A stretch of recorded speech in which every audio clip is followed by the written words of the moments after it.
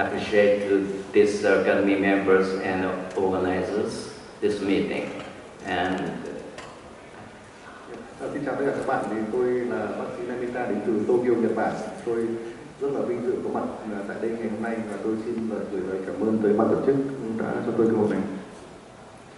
And today I'd like to address about the aesthetic treatment, especially to address the long-term success.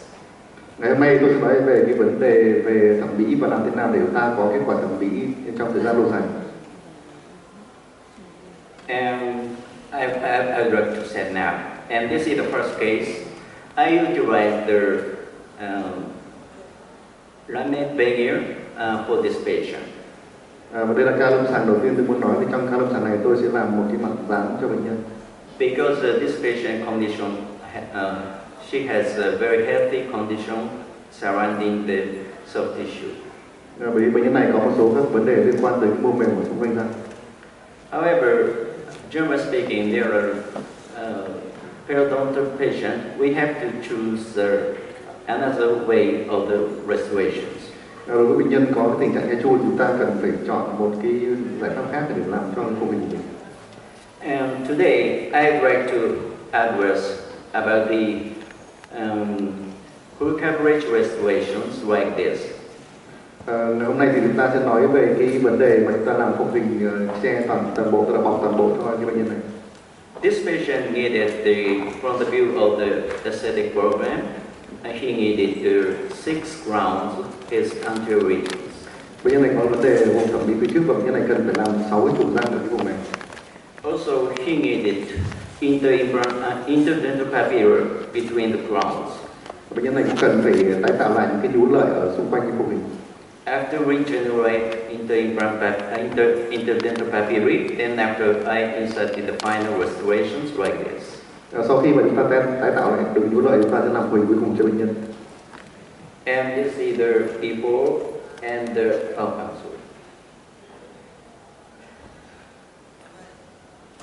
and this is the before and after. 5 years later. Đây là hình ảnh mà trước khi làm điều trị và hình ảnh 5 năm sau khi điều trị. All of this restoration done by pre-Ekman crowns. Những cái trục sứ này đừng làm được bởi trục sứ có loại kim loại. Pre-Ekman crowns means a porcelain fused to metal. Có nghĩa là có cái trục sứ có một cái sườn bằng kim loại và phủ sứ bên ngoài. And next slide shows 14 years result of this patient. Và đây là kết quả điều trị sau 14 năm. In spite of the 14 years later, there is no receding gum and no recession surrounding crowns. Về cơ bản thì không có cái sự tụt lại ở xung quanh răng cũng như là ở xung quanh cái trục mà chúng ta đã làm. And this is a long-term success for myself. Vì đối với tôi thì đây là một kết quả điều trị mà tốt về lâu dài. And now I want to show you next case. Tôi muốn cho các bạn xem một ca lâm sàng khác. This patient also needed aesthetic treatment. Bệnh nhân này cũng cần phải làm điều trị thẩm mỹ. And I removed 2 central incisors. Bệnh nhân này cần phải bỏ 2 cái răng cửa giữa. And then after prepare this, và sau khi mà chuẩn bị cái cùi răng, this picture shows year 1989. Cái hình ảnh được chụp năm 1989. Then after inserted the final restorations. Sau khi mà đặt cái phục hình bệnh viện cho bệnh nhân. This picture shows just after deliver the final restorations. Cái hình được chụp ngay sau khi lắp phục hình cho bệnh nhân. 2 central incisors obeyed pontics. Có một cái độ phồng hình trứng ở 2 cái nhịp cầu ở răng cửa giữa.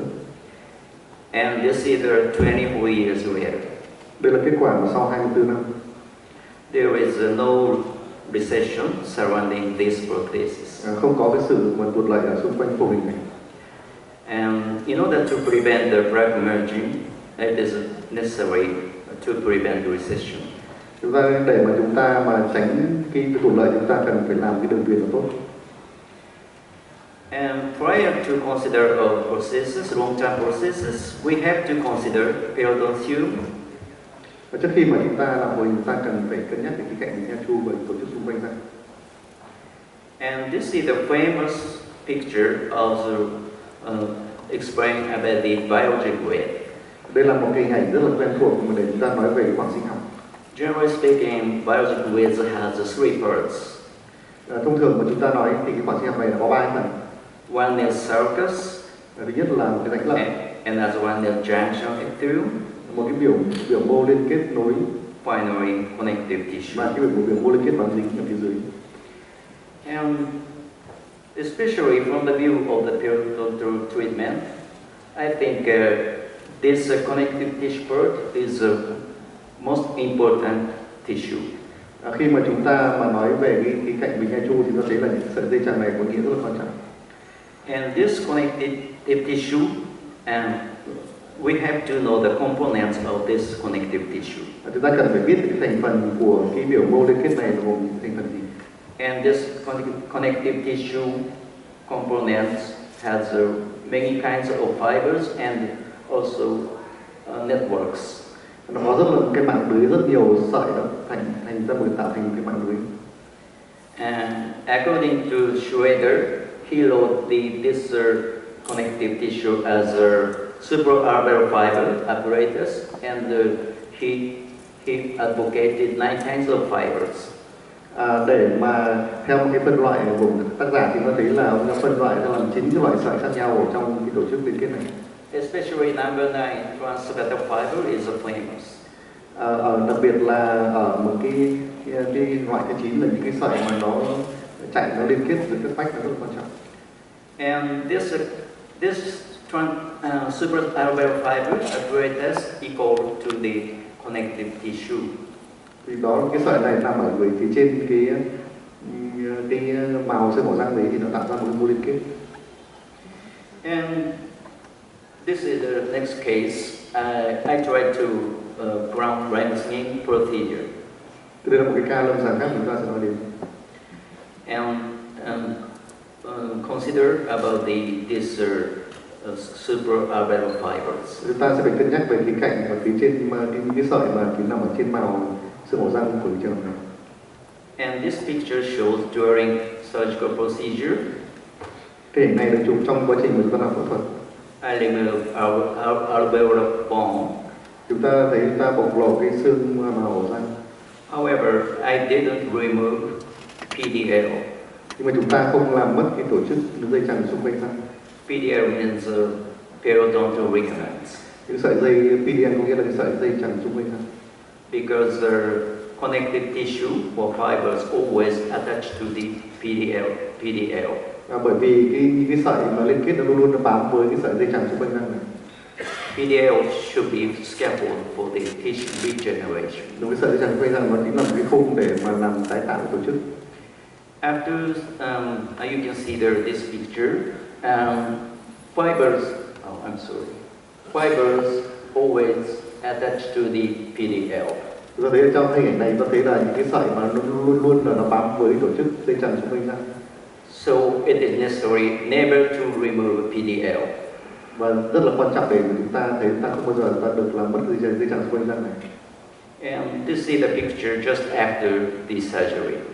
Đây là một cái hình ảnh mà chụp sau khi ta làm phẫu thuật chân chu. Then after deliver the final restorations.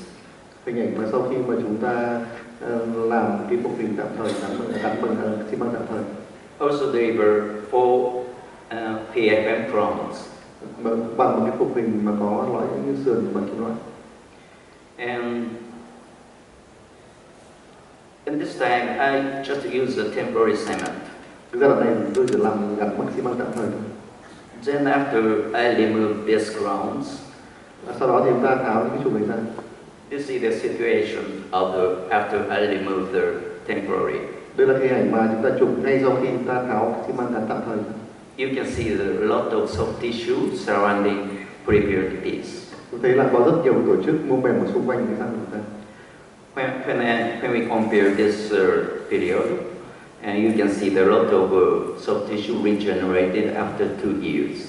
Nếu mà chúng ta so sánh hình ảnh này sau 2 năm, chúng ta thấy là có rất nhiều mô mềm đã được tái tạo. To remain, PDL resulted in the regeneration of the soft tissue. Chúng ta cần phải giữ lại dây chằng xung quanh răng nếu mà chúng ta muốn tái tạo tổ chức. Then after I fix the processes by using a final cement. Sau đó chúng ta dùng xi măng và gắn vĩnh viễn vô hình này. This is the 4 years later. Đây ảnh 4 năm sau khi gắn vô hình vĩnh viễn. Year 2003. Năm 2003. And her smile changed, greatly changed aesthetic appearance. Khi ảnh thẩm mỹ được thay đổi rất là nhiều theo chiều hướng tốt này. And this is 14 years later. Đây là hình ảnh chụp 14 năm sau đó. This is the year 2012. Năm 2012. You can see their beautiful appearance after 14 years. Sau 14 năm. Two central incisors and the lateral recessors. Hai cái răng cửa giữa hai của bên là đẹp. All of them made by PFM clones. Tất cả đều được làm bằng trục sứ kim loại. And next, I would like to add a tooth preparation. Chúng ta sẽ nói về cái vấn đề mà chúng ta chuẩn bị ra mài răng. Generally speaking, I use this 3 or 4 kinds of birds. Thông thường tôi dùng khoảng 3 đến 4 cái loại mũi khoan như thế này. And this red side 3 birds are produced by GC company.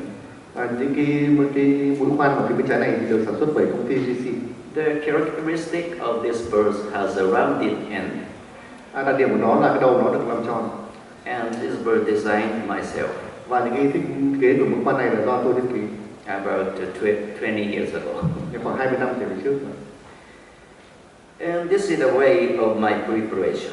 Tức là hình ảnh mà nói về cái việc mài răng của chúng ta. First of all, I remove the crown area. Đầu tiên chúng ta sẽ mài ở cái phần phía trước. By using rounded end bird. Sử dụng cái mũi khoan đầu tròn. And it is necessary gross reduction in this area. Chúng ta cần phải là kiểm soát máu, chứ chúng ta tránh là cái máu của mình. Generally speaking, some opinions suggested there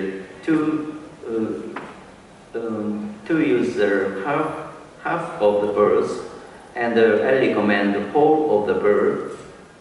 Có rất nhiều cái giải pháp để làm mà tôi muốn chúng ta dùng để mà làm an toàn. Ta muốn là làm toàn bộ, sử dụng toàn bộ đầu cái mũi khoan này. I recommended picture of right side. Cái hình ảnh mà tôi muốn nói các bạn làm, chúng ta nên làm theo hình ảnh phía bên phải.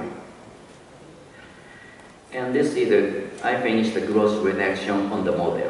Đây là hình ảnh mà chúng ta chuẩn bị răng ở trên mô hình. And the reason of the whole bird, because in order to prevent the breathing go to from the soft tissue. Và cái lý do mà để chúng ta mài trong toàn bộ mũi khoan là chúng ta tránh việc chảy máu, chúng ta mài dùng đường khoan vô thể gây chảy máu của mình. However, whole tips resulted in the ripping wall like this. Tuy nhiên thì nếu chúng ta nhìn thấy hình ảnh này thì nó có một cái phần vách nó chìa ra, nó chưa được mài hết thì nó sử dụng toàn bộ cái mũi khoan. So, and this is the picture. I removed the gum on the model. You can see you couldn't see the tip of the bird like this. Ở trong hình này thì sau khi mà chúng ta thấy là chúng ta đã loại bỏ cái lợi ra thì chúng ta thấy chúng ta không nhìn thấy được cái đầu, cái mũi đỉnh với mũi khoan. Also, and this rib prevent the touch to the soft tissue. Và cái phần này nó tránh cho chúng ta chạm vào cái mô mềm. And then after I use a large diameter of the bird like this. Sau đó thì chúng ta dùng một cái mũi khoan đầu thẳng để chúng ta xử lý cái phần vách này. In order to remove the ripping wall. Mình dùng để cắt cái phần vách mà nó chưa cắt hết cái hình ảnh này.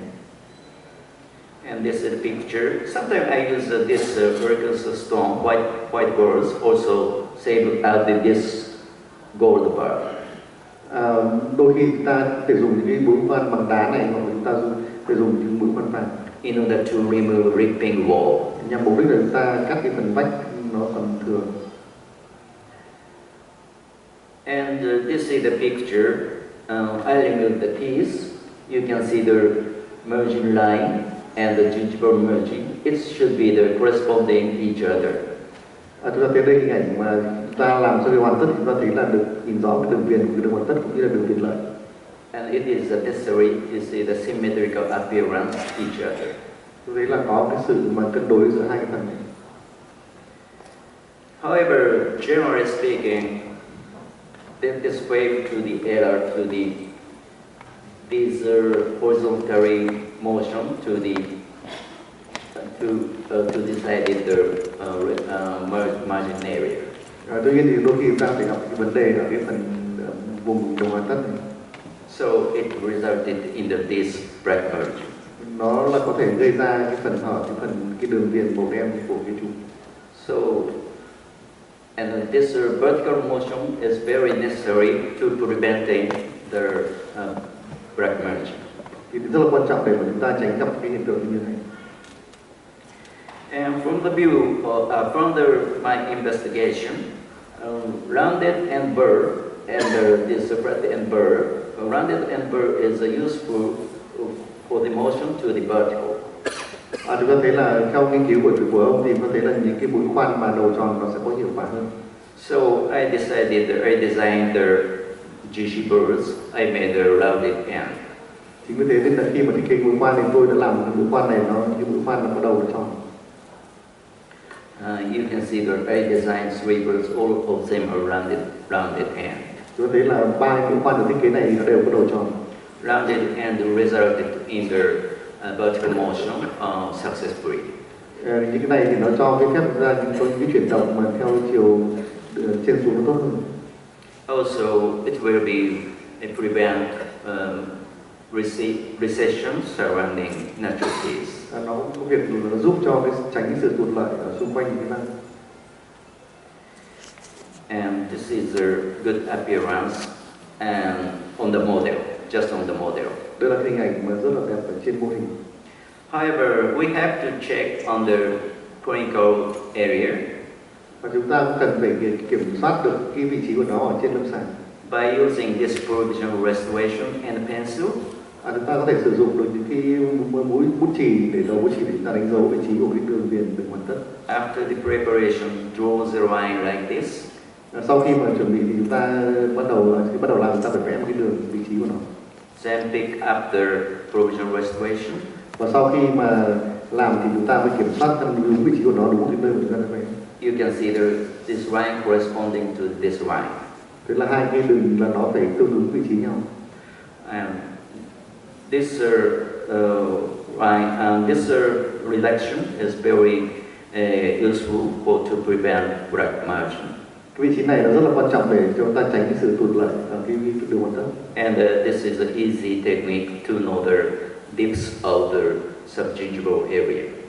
Để mà chúng ta vị trí này nó rất là quan trọng để chúng ta tránh việc chúng ta mài sâu quá vào cái vùng đường hoàn tất. And this is a ideal model of the preparation. Đây là hình ảnh cái mô hình ở trên cái mẫu răng mà chúng ta được mài rất là chuẩn. And this is the oral view of this patient. Chúng ta sẽ xem một hình ảnh ở cái bệnh nhân này.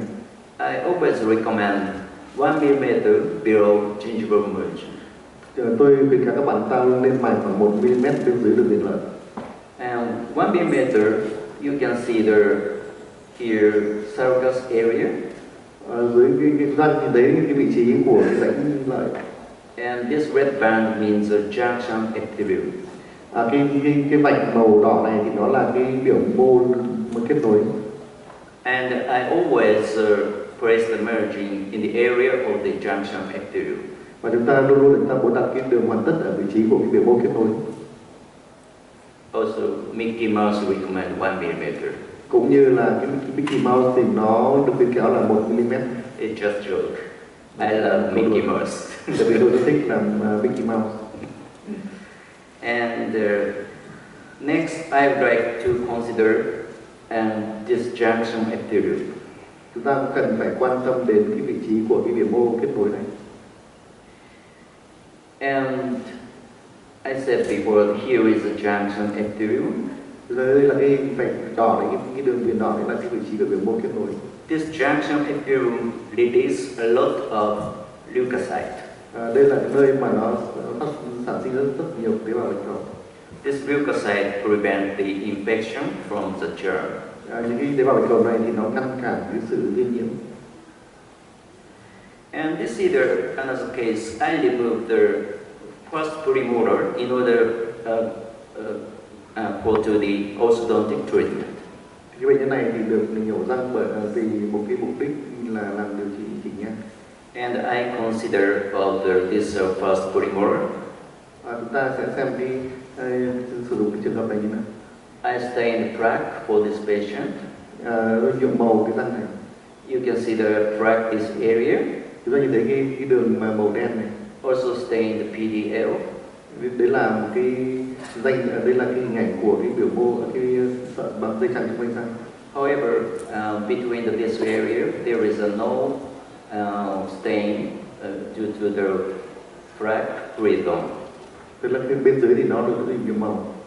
This black frisson corresponding to the junction epithelium. Cái đường dưới này thì nó là cái biểu mô kết nối. A lot of lymphocytes resulted in the black frisson like this. Cái đường màu nằm ngang màu đen này thì nó có rất nhiều tế bào bạch cầu. And this is the same patient. She wore PFM browns like this. Bệnh nhân này thì đã được làm một cái trục răng sứ kim loại trên cái răng. However, dentist decided the plaque area merging. It resulted in the secondary caries. Chúng ta thấy là có một cái ở này thì đã có một cái sâu thứ phát ở cái đường viền. So it is useful using this junction epithelial area to prevent the infection. Bởi vì chúng ta đã không sử dụng được đúng cái vị trí ở cái biểu mô kết nối này để chúng ta tận dụng khả năng bạch cầu bạch cầu. From the view of the histologically, it is necessary to decide the margin placement in the area of the junction epithelium. Thì đứng với cái cạnh mà mô học, tổ chức học ta rất muốn ta đặt cái vị trí của cái đầu hoàn tất ở cái ranh giới của cái biểu mô kết nối. So now I want to address about the impression making. Chúng ta sẽ nói số vấn đề về cách thức lấy mẫu. And this is the view of the provisional restoration. Đây là hình ảnh của khung hình tạm thời. I make impression these two central incisors. Chúng ta cần phải lấy dấu cho hai cái răng cửa giữa. Pack the code. Chúng ta đặt cái chỉ có lợi like this, and then I have to remove the code. Và sau đó thì chúng ta sẽ lấy cái sợi chỉ có lợi ra. And make impression. Và chúng ta lấy dấu cho bệnh nhân. And pour stone. Và chúng ta đổ bằng cái thạch kính. This is model. Đây là cái mẫu hàm của bệnh nhân. Also this is model. Đây cũng là mẫu hàm. Yeah. And I use now I use imprint form. Trong trường này thì tôi dùng cái vật liệu lấy dấu gọi là imprint form 4. Produced by 3M company. Từ công ty của BM. It's useful for precise impression. Cái loại vật liệu này thì có cái cho cái sự lấy dấu rất là chính xác. And this is the result of the two central incisors. Đây là hình ảnh mẫu được lấy dấu của hai răng cửa giữa. You can see the merging clearly. Chúng ta thấy cái đường hoàn tất nó rất là tốt, rất là rõ. And this is the picture of these central incisors. Đây là hình ảnh của hai cái cùi răng trên lâm sàng. And also I utilize the lever ultimate for this patient. Và để làm khôi như bệnh này thì tôi sử dụng cái phục hình lava ultimate của BM. This is a composite material. Thì đây là một cái vật liệu rất là tốt. And very strong. Và rất là cứng chắc. And this is the final restorations. Là phục hình cuối cùng của bệnh nhân. And then after I bonded them by using a relax.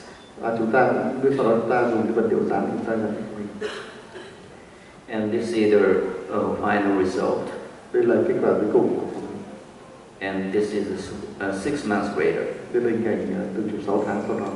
When we compare of the reaction of the soft tissue, chúng ta thấy là cái phản ứng của mô mềm nó rất là tốt. This lever ultimate doesn't prevent the healthy condition. Đây là chúng ta thấy là do cái phục hình sứ này thì nó cho một cái sự tương hợp với mô rất là tốt. And this is another case by using lever ultimate. Đây là một cái ca lâm sàng khác sử dụng cái sứ lava. I utilize a lower mandible. Chúng ta nhìn thấy là cái phục này được làm cho phục hình ở hàm dưới. And this is the final result. Đây là kết quả cuối cùng. And you can see the beautiful appearance of the marginal area. Chúng ta thấy là cái vị trí của cái đường hoàn tất nó rất là đẹp, rất là tốt. Especially this posterior region, it is useful for those strengths. Đây là một cái điều rất là quan trọng để chúng ta có thể là đạt được kết quả của mình. And now also 3M aspirates the paste for gingival redirection.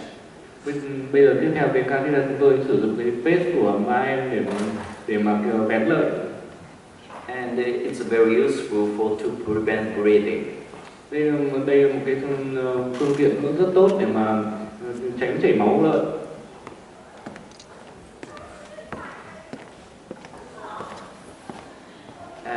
I utilize this paste for this patient. Tôi thì dùng cái loại paste này cho bệnh nhân. And then after I remove the provisional restorations. Sau đây hình ảnh sau khi mà đã lấy phô hình tạm thời. And wash the paste. Và đã bơm cái paste này vào. And remove the retraction cord. Và sau lấy chỉ có lợi ra.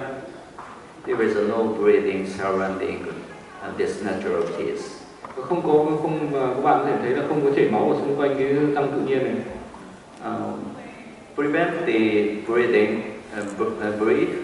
It is resulted in the successful impression making.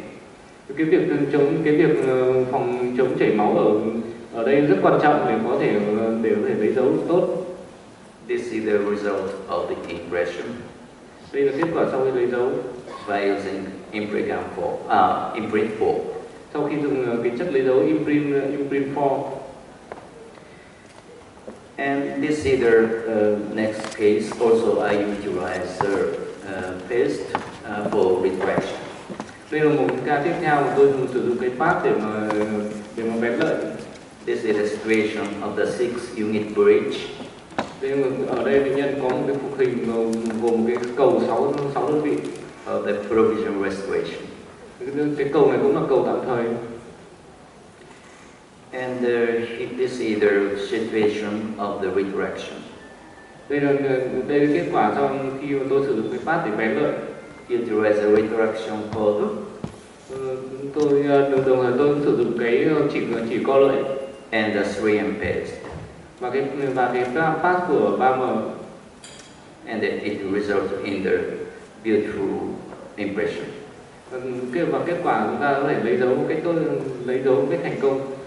You can clearly see the merging on this impression. Các bạn có thể nhìn thấy rõ cái đường viền lợi ở trên cái dấu đã được lấy. And this is the model. Đây là hình ảnh của cái mẫu. Also, you can clearly see the merge. Chúng ta có thể nhìn thấy rất là rõ ràng vị trí của đường hoàn tất. And this is the final result of this patient. Đây là hình ảnh của cái mẫu hình cuối cùng của nhân. This is 6 unit PFM crowns. Một cái cầu sứ 6 đơn vị sứ kim loại. This is the day of the just after labor. Đây là cái ngày mà đầu tiên. And this is the 1 month later. Đây là một hình ảnh 1 tháng sau đó. You can see the good reaction surrounding and abutment. Chúng ta thấy cái phản ứng của mô mềm xung quanh cái cùi răng rất là tốt. So next, also I utilize imprint this case also. This is the year 2002. Đây là cái hình được làm vào năm 2002 thì tôi cũng sử dụng cái vật liệu đánh dấu là imprint. However, this case I utilize imprint 2. Trong hình ảnh này chúng ta sử dụng cái imprint 2 thôi. And this is the situation. I remove the crown. Đây là cái hình ảnh mà sau khi chúng ta tháo bỏ cái việc làm trước.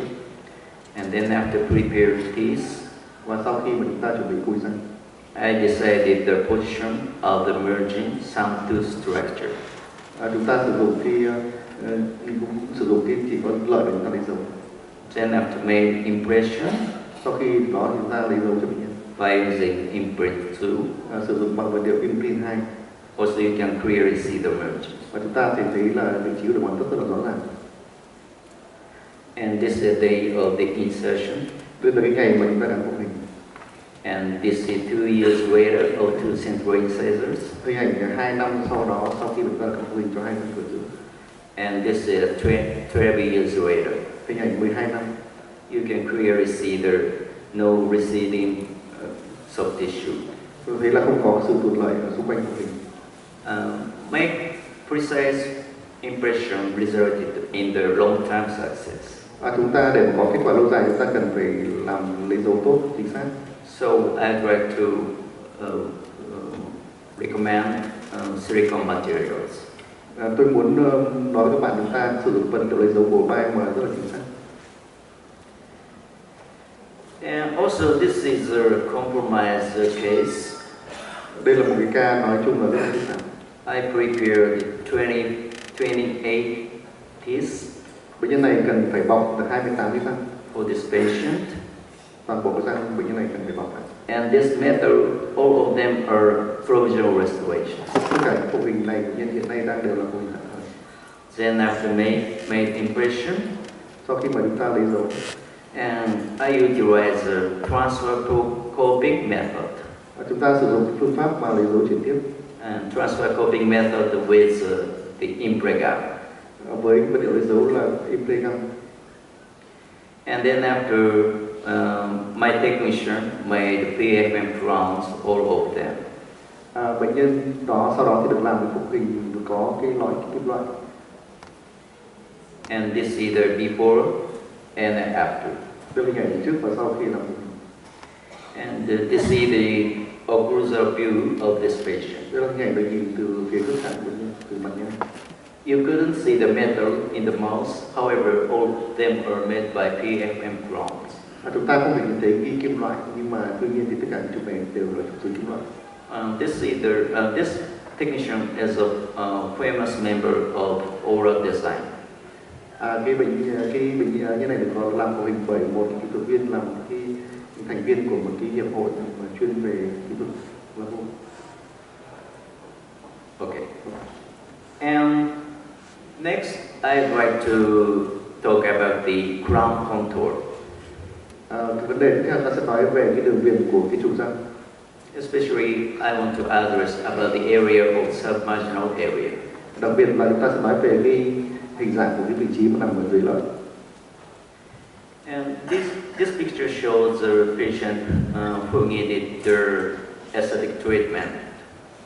Hình này cho thấy là bệnh nhân cần phải làm điều trị thẩm mỹ. I delivered the 3 crowns for this patient. Bệnh nhân này cần phải làm 3 trụ. This picture shows first visit day. Đây hình ảnh mà được chụp trước khi làm điều trị. 1992. Năm 1992. I prepared these. Tôi chuẩn bị cùi răng. Like this. Với như hình. I decided the margin beneath the 1 mm. Tôi quyết định là đặt cái vị trí đường hoàn tất 1 mm bên dưới được viền lợi. From the gingival merge. And this either just after deliver the final restoration. Đây là hình được chụp ngay sau khi làm phục hình. You can see the 3 PFM crowns like this. Đây như thấy là hình ảnh của 3 trụ số kim loại. And this is 20 years later of this patient. Đây là hình ảnh được chụp 20 năm sau khi điều trị của bệnh nhân. You can see the black hole between the central incisor. Quý vị thấy là có một cái khoảng đen ở giữa hai cái răng cửa dưới. However, there is most of all successful for this patient. Tuy nhiên thì đây là vẫn là một thành công cho bệnh nhân này với thời gian làm hình. In this case, I consider the contour of the crown. Với hình này thì tôi đã cân nhắc về cái hình hài dạng của cái đường viền của cái trụ. And this is the crown on the model. Đây là hình ảnh của những cái trụ trên mẫu. Also, I want to say that this curve corresponding to the curve of the gingival merge. Đấy là cái đường viền này thì nó tương ứng với đường viền lợi của nhân. It doesn't horizontally. Nó nằm tương ứng theo cái phương nằm ngang. And when I see that from the view of the cross section like this, nếu mà chúng ta nhìn ảnh từ cắt ngang của cái trụ này, I use the shape, especially this area, I call S-shaped profile. Chúng ta nhìn thấy là ở cái hình ảnh mà cái đường viền lợi nó nằm ngay ở phía sát đường hoàn tất đấy, nó lõm vào một chút đấy. Because this shape similar to this alphabetical S. Cái loại này thì nó có rất thích hợp cho cái tổ chức lợn. And this is the paper I wrote to 2000 and about this shape profile. Đây là cái bài báo của tôi đã báo cáo vào năm 2000 về cái published in German. Được báo chí được đăng tải ở Đức. And this is the concept of the shape profile. Đây là cái quan điểm về được làm một cái đường viền mà theo hình dạng chữ S. And also I wrote I reported the case presentation. Và tôi cũng đưa ca lâm sàng này để bên ngoài. I utilized a shape profile for this patient. Trong trường này tôi đã làm cái hình dạng đường viền theo hình chữ S. And the two central incisors and the two canines. Bệnh nhân được làm 2 trục răng cửa giữa và 2 trục ở trong này. I utilized a PFM crowns. Bệnh nhân này cũng được làm phụ hình xứ kim loại. And this picture shows just after I deliver the final restorations. Hình ảnh được chụp ngay sau khi ấn phụ hình cho bệnh nhân. By using the shape concept. Cũng sử dụng cái concept hình chữ S này. And this is two central incisors and the two canines. Với anh thấy là trục răng được làm ở 2 răng cửa giữa và 2 răng nanh. This is the year 1999. Được làm vào năm 1999. And this is the 12 years later. Hình ảnh được chụp 12 năm sau đó. 2011. 2011. You can see the little receding surrounding central incisor. Như vậy là có một sự tụt lợi rất là nhỏ ở cái vùng răng cửa giữa. However, you couldn't see the black margin. Nhưng mà chúng ta vẫn không nhìn thấy cái đường viền màu lợn màu đen của cái trục. And this S-shape profile and this less contour maintains soft tissue thickness. Vì thấy là với cái quan điểm hình dạng chữ S này thì tôi thấy là nó vì nó lõm vào thế nên là nó sẽ cho phép cái tổ chức lại nó dày hơn. Give the less contour in this submarginal area. It resulted in the thickness of the soft tissue. Và chính vì thế nó cho phép là cái mô mềm nó nằm nhiều ở cái khoảng trống này và mô mềm sẽ dày hơn để có giúp cho cái máy tính tụt lợi sau này. And it is an important factor to maintain the soft tissue. Đây là một cái yếu tố rất là quan trọng để mà chúng ta giữ lại sự ổn định của mô mềm. And also this is next case. She needed the new crowns, her central incisors and lateral incisors. I treated 4 anterior teeth. Bệnh nhân này thì cần phải làm phục hình ở 4 cái răng cửa ở hàm trên. This is the first visiting day.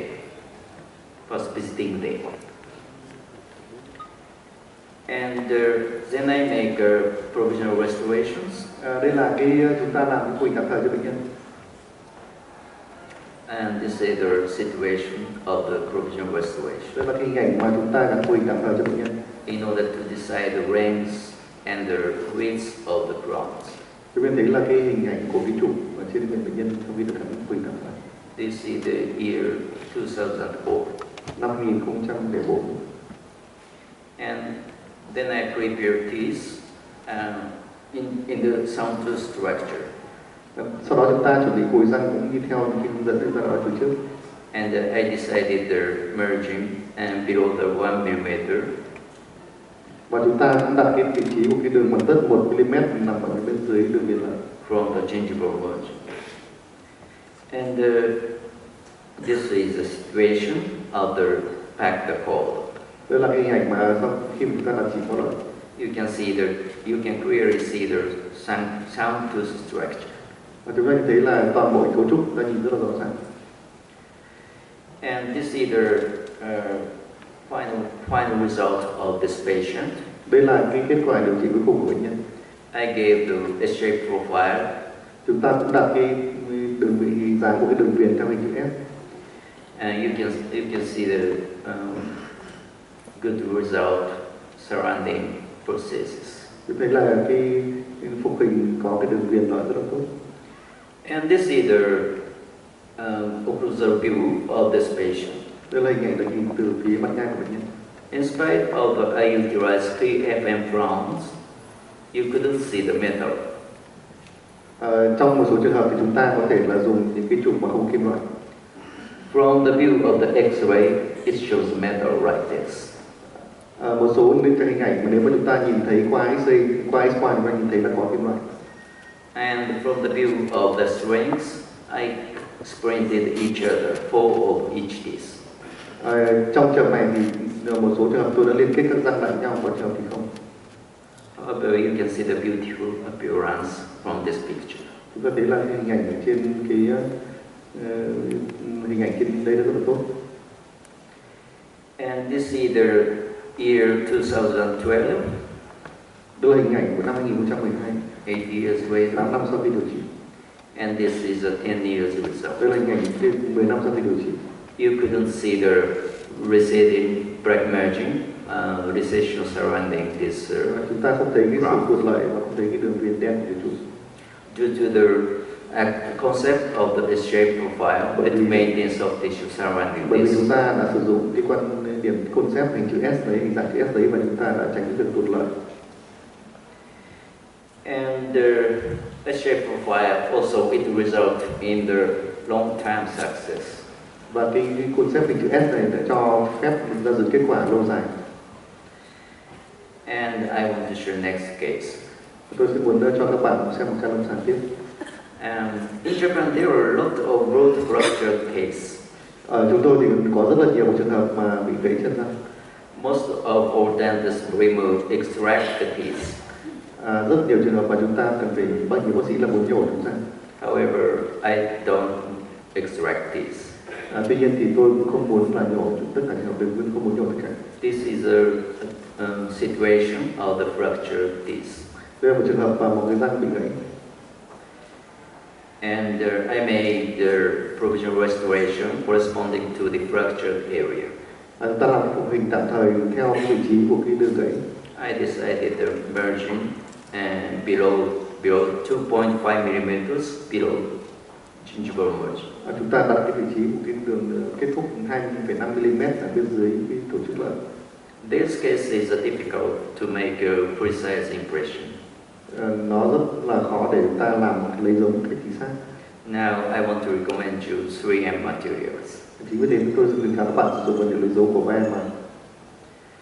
And I made a provisional restoration like this. Tôi làm mô hình tạm thời như thế này. You can see the deep margin placement from this picture. Tôi thấy là cái hình ảnh của nó nằm ở cái đường kết thúc nằm ở sâu bên dưới lợi. This picture shows year 2006. Cái này chụp năm 2006. And I seated the provisional restoration like this. Chúng ta làm mô hình tạm thời cho bệnh nhân. You can see the weak structures surrounding soft tissue. Chúng ta thấy là cái tổ chức mà mô mềm xung quanh thì nó có một tình trạng Also breathing. nó cũng chảy máu nữa. However, this is a 7 years result. Đây là kết quả, tuy nhiên thì sau 7 năm rất tốt. You can see the healthy gingiva surrounding this process. Chúng ta thấy là tổ chức lợi xung quanh răng nó rất là khỏe mạnh.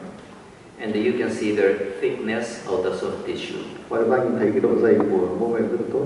In spite of the deep margin placement, it doesn't corresponding to the unhealthy gingival condition.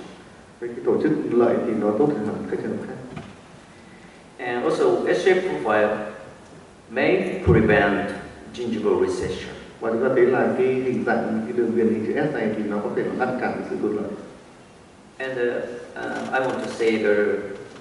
I want to summarize this S-shape profile useful for the long-term success. Như thế nên tôi đưa đến cái kết luận là cái hình dạng mà đường hoàn tất, đường viền hình chữ S này thì nó có thể ta giữ cho kết quả thẩm mỹ tồn tại lâu dài.